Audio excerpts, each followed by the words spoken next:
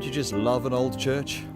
I love this one, St Mary the Virgin, in Illing, just across the water from Southampton. And the reason I'm here is actually because there's something even more historic that I want to talk about very briefly. Let's go from here down to the seashore.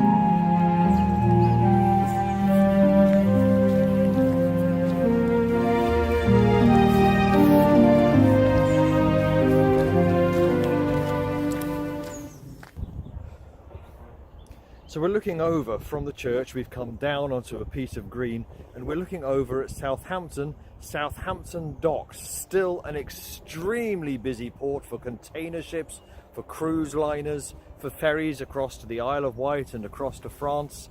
It's an amazingly busy place.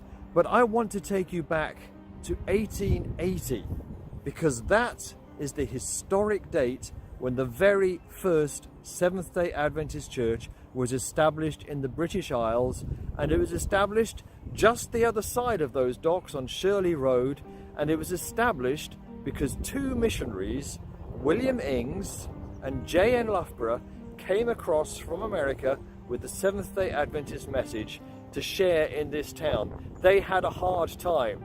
Evangelism here was not as easy as it had been in the United States, but they persevered. They worked with public evangelism, they worked in the docks with the sailors, with the staff there, and it took them 6 years. They established a church.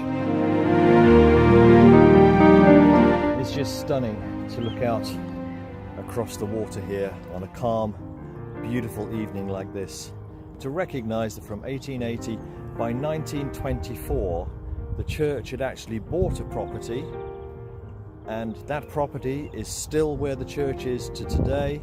And just recently they found the deeds, the promise from the Southampton Council that they could have the building there, that the building could be an Adventist church, that right through till today. And now this church plants, and the church has grown. Now we have 38,000 members in the British Isles, all from two missionaries committed. Despite difficulties and hardship and perseverance, they made it, established a church in Britain, which then grew. Thank you, William Ings. Thank you, John Loughborough.